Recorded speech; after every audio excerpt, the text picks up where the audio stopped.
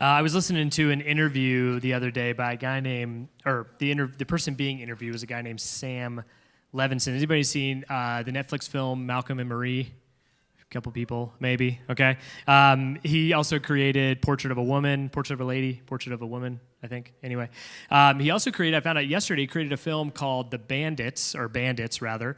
Anybody ever seen this movie? Underrated movie, okay? Cate Blanchett, Bruce Willis, Billy Bob Thornton. Nothing? Okay. Like at least one person. Okay, perfect. Somehow robbing banks and simultaneously in love. It's a pretty great theme for a movie. Anyway, this guy, Sam Levinson, created these movies, but he created Malcolm and Marie, and he was on this podcast talking about that particular film. And one of the questions that was posed to him was, what do you think about the unlikable characters that you create? You see, he has a tendency to create characters and storylines throughout his films that are unlikable. They're sort of cringy, and they're not the sort of people that you want to be like. They're not the sort of people that you necessarily want to resonate with, even if you do find yourself resonating with them just a little bit. And he said something really interesting that I think is important for us to consider. And he says that the characters in his movies, even the particular plot lines in his movies that are there for whatever reason he's put them there, aren't there necessarily for the reason we think they're there for. See, we tend to think of movies, or we think of books for that matter, as sort of a form of entertainment for us, something to be consumed. And he said, what I'm trying to do is tell you a story. I'm trying to make a point.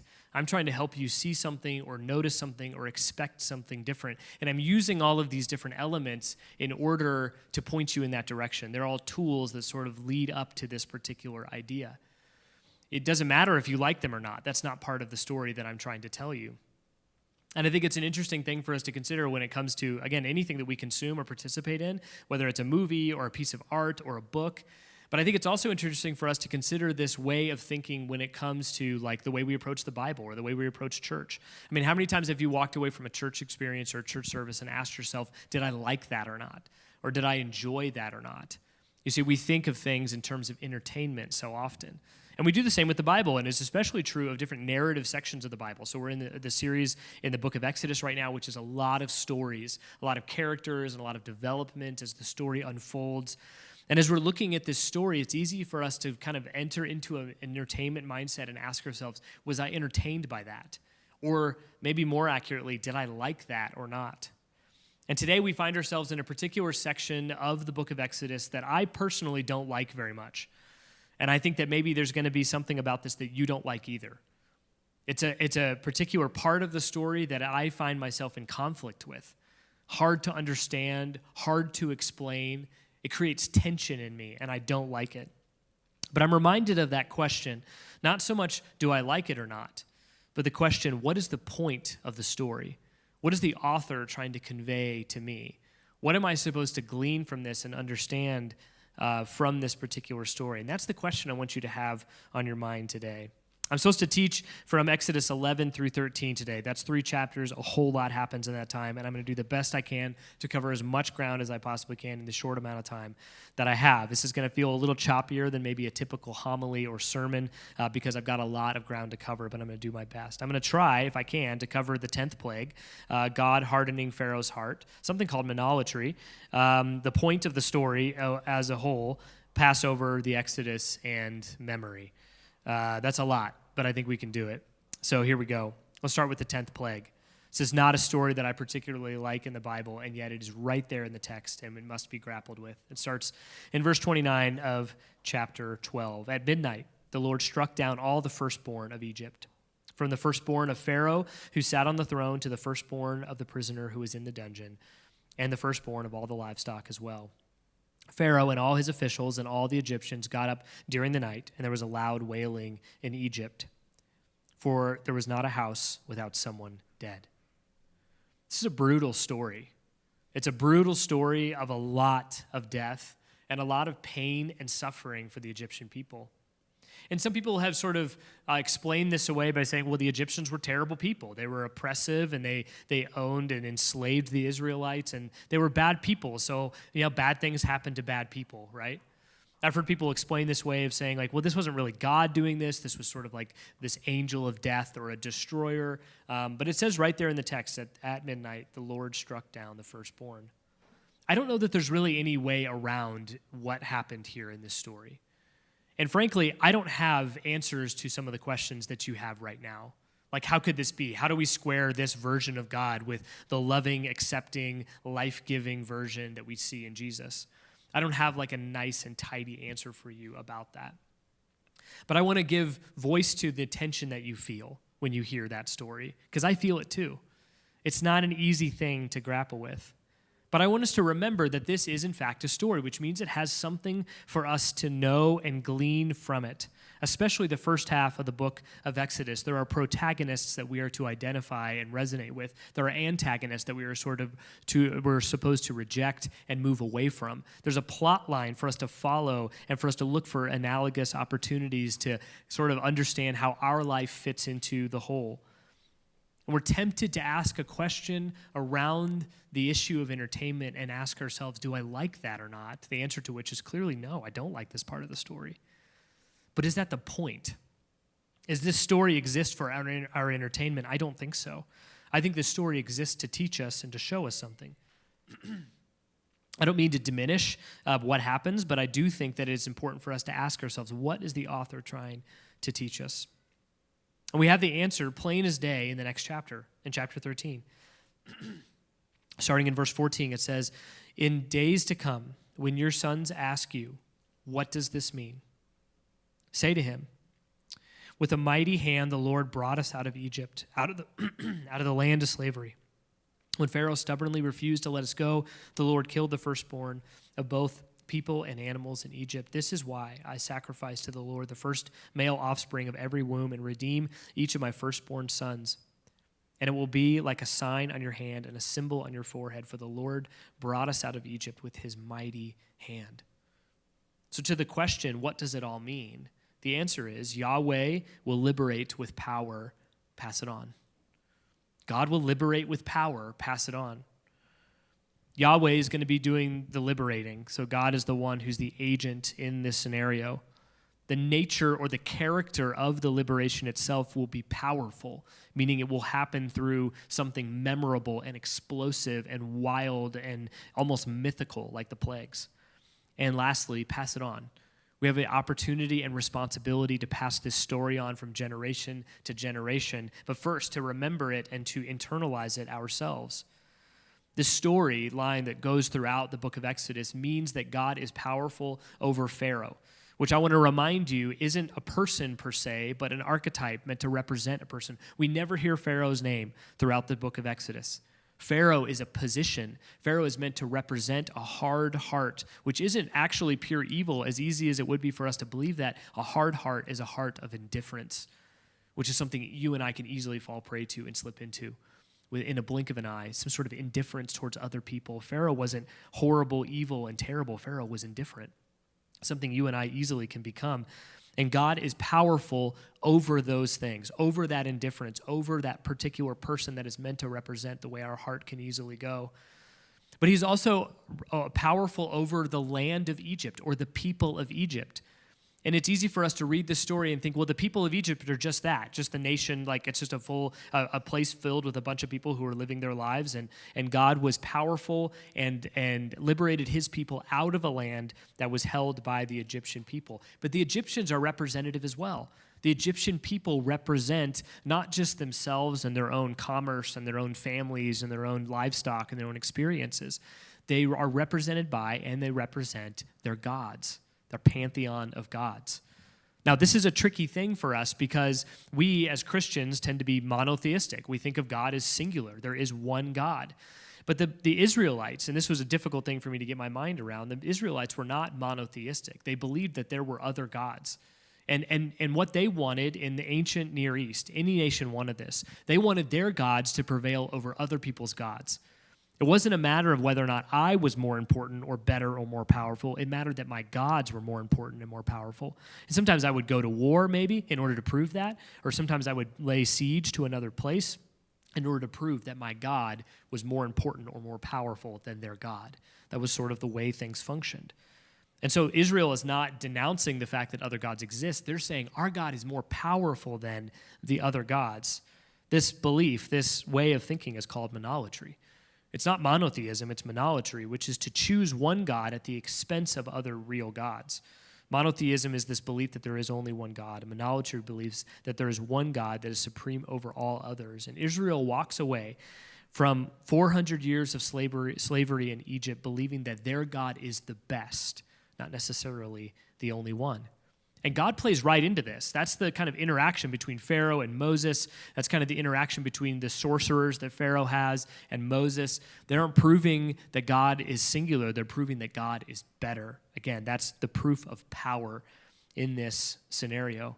But there's a fallout to the power of God. And this is where we have that ugly story about the firstborn being killed, the difficult one for us to understand. And we're no stranger to this particular storyline. You see it in Marvel and DC Comics. You see where these heroes have so much that they have to do and accomplish in order to save good or goodness, or in order to save the majority, or in order to do the right thing. And there's always a cost to that.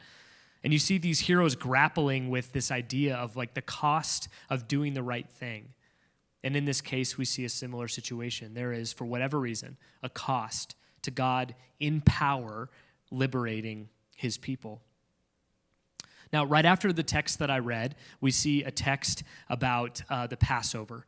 And then at the very end of the text that I'm supposed to teach today, and won't get to everything, is a text about the Exodus itself. It's fascinating that we have a short text about this 10th plague, and we have a short text about the Exodus itself, the very event for which the book is named. And then we have a whole bunch of text, like paragraphs after paragraphs about this thing called Passover. And it's bookended by the things that get the most attention. The point of the story, the point of this part of the story especially, isn't the 10th plague. And it's not the Exodus itself. It's everything that's in the middle. It's this idea of Passover. Several times in this section, God says, and this will be a lasting ordinance to you. He establishes here more than one festival, actually, that they are to practice over and over and over again, year after year. You see, when God went throughout Egypt to kill the firstborn, the people of God were to kill a lamb and to put the blood of that lamb on their doorposts as a sign that this was a Hebrew family that lived here and they were to be protected, they were to be saved. And God wanted them to celebrate that year over year over year. In fact, it's the very celebration that Jesus was in Jerusalem for upon the weekend of his death. That Passover celebration was something that was continued to continue to be celebrated and is to this day continues to be celebrated. But as you read it, like if you get a chance to read it, you're going to notice there's a tremendous amount of detail about this Passover celebration, which is odd because technically this was the first one. And usually there wouldn't be that much detail given for the very first experience. And that's probably because as people edited the book of Exodus and Genesis over the course of years and generations, details were added in because that festival evolved over time. And you're familiar with this. I am too. Our festivals have evolved significantly from their origin, right? I mean, like 10 years ago, even, like I knew people who would take off that one Monday every year for Columbus Day. It was like a thing that everybody did until somebody was like, hey, Columbus was actually a really bad dude. And then it turned into Indigenous Peoples Day. And this is the thing, it's gradual, but the holiday is evolving. Right? It's evolving. Sometimes holidays devolve. We used to celebrate the resurrection, and now we have peeps. Like that's the sort of thing that happens sometimes. Things evolve and devolve. They change over time, and as they change, detail is added. And so you'll see this richly detailed expression and explanation of what the Passover is meant to be. And it's probably stuff that was kind of added on as time goes on. But this was meant to be, this Exodus and this 10th plague was meant to be scaffolding or infrastructure to hold up this main story. Again, the point of the story, the purpose of the story, the answer to what does this all mean is that God will liberate his people in power, pass it on. God will liberate his people in power, pass it on. There are parts of the story we don't like. There are characters we don't like. There are things that rub us the wrong way. But the point of the story is that God will liberate his people. Pass it on. Now, there's something that happens in that last statement that he makes about how to pass things on from generation to generation. He says, you are to remember this day. You are to remember this experience. And I've told you before, this probably won't be unfamiliar to you. I've told you before that one of the most frequent Hebrew words throughout the Old Testament is the word zakar, the Hebrew word zakar, which is where we get the name Zachary, and it means to remember. It means to remember. God is constantly telling his people, remember when I did this. Remember when I said this. Do not forget. Remember it. Call it to memory. Don't forget this thing that I've done over and over and over again. And we like to think that we have kind of that same compulsion toward remembering important things, but you and I both know that we tend to forget really important things if we don't have something in place that helps us remember them, right? I mean, we see once a year the hashtag never forget, and somebody posts something to their Instagram story about 9/11, and then maybe we don't say much about it after that, but we know at least annually we'll remember that day. You remember birthdays and anniversaries because you have ritual and you have sort of festival around those things to help you remember what they were.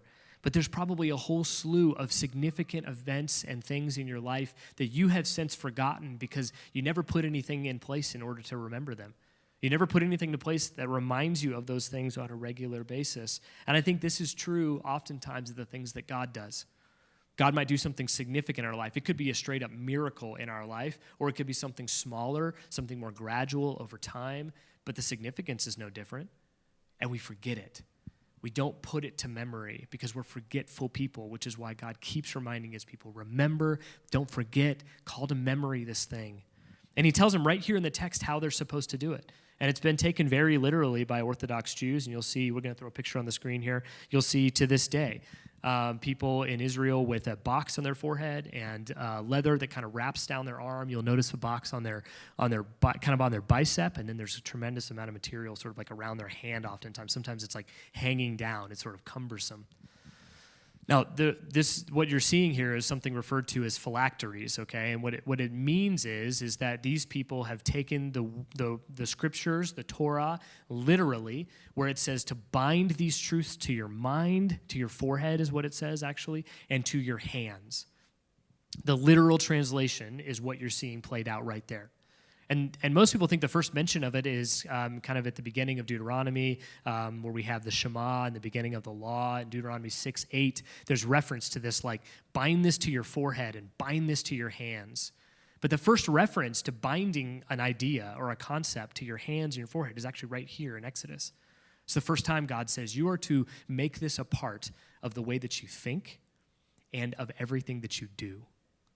I don't take this quite literally the way the people in the picture did. I see this as more symbolic, that it is supposed to be something constantly on your mind and something constantly at the work of your hands. That it is integrated into everything that you think and integrated into everything that you do. Remember, the point of the story is God liberates with power, pass it on. That is what they are to bind to their minds and bind to their hands. The work that they are to get after, the work that they are going to do is going to be integrated with this idea that God liberates with power and that they are to pass it on. And I often wonder what are some of the things that have happened in my life that I've already forgotten? Some of the significant moments or movements of God in my life that I have let pass because I just didn't do something, I didn't call them to memory often enough. I didn't put some sort of festival or experience in place that helps me remember this thing on a regular basis, again, on my mind and on my hands. And I've come to the conclusion that telling more stories more often, regardless of how tired people get of the stories that I tell, is actually a great way for me to do that. And so I'm going to tell you a story that you've already heard. And if you need to proverbial roll your eyes like at that, that's completely fine. Some of you may not have heard this, but it's a story that I tell regularly because it's a story of God's faithfulness and it's a story of God's provision, and I'm never going to stop telling it. I'm just going to keep telling it because it's a beautiful story that calls to mind the work of God in my life, and it translates to my hands in the work that I do in the world around me. When we began planting this church, we started to look for a place to live in this area. We had ownership of this building, and this seemed like a good enough epicenter for a church that was going to be in, for, and with the people of Inglewood, and we wanted to put down roots right here in this neighborhood. And so we began to pray for a house that was within a mile of this building.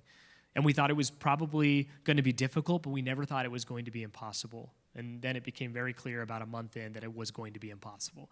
The houses around here were either, falling apart, therefore making them affordable, but we aren't very handy, or at least I'm not. Julie is more than I am, but we didn't really have the ability to fix up a house. We had lots of kids at the time. We needed a house that was big enough to put all the kids in rooms, and we needed it to be within a mile of this building. It just seemed impossible.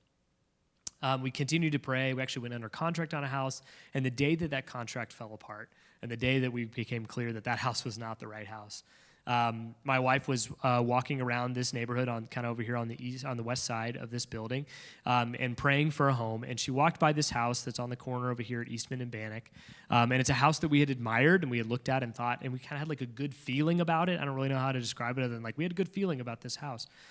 And right as she was walking by, the owner of the house walked out of the house, and my wife, in a moment of courage, walked up to her and said, "You don't know me, and you have no reason to entertain this conversation, but we've always loved your home. Would you be open to selling it to us?" And that lady could have called the police, okay, because that, I think, is harassment, but she didn't.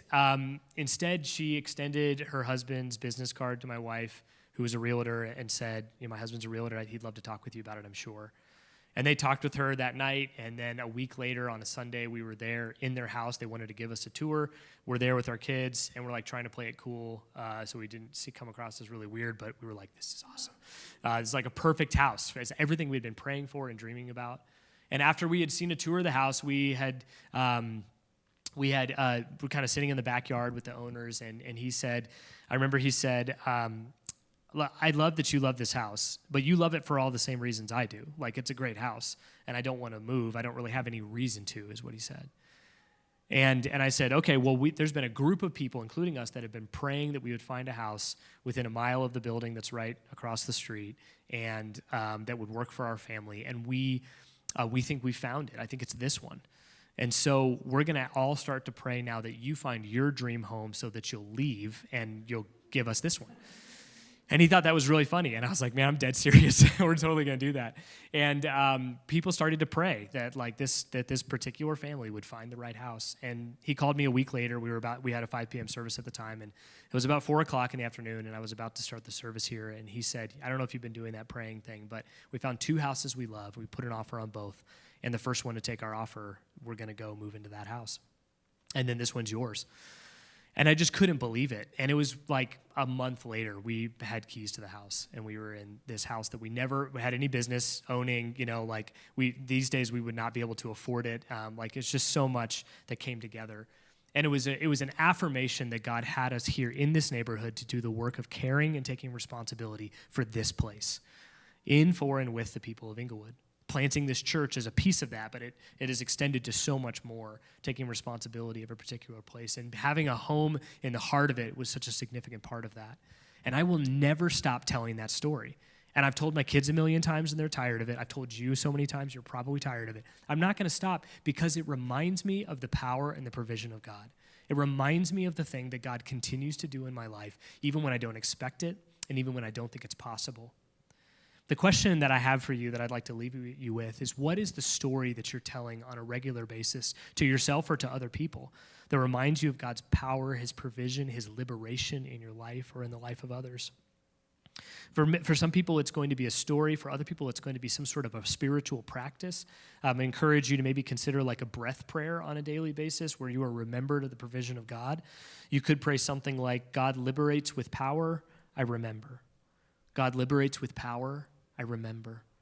Or you write your own breath prayer. That's the beauty of breath prayers. They don't have to be poetic and awesome. They're just a couple of words. They're shorter than a haiku, and you just in and out, and you keep doing that for a little bit of time, and that starts to remind your mind, and it starts to kind of move out through your hands in the work that you do.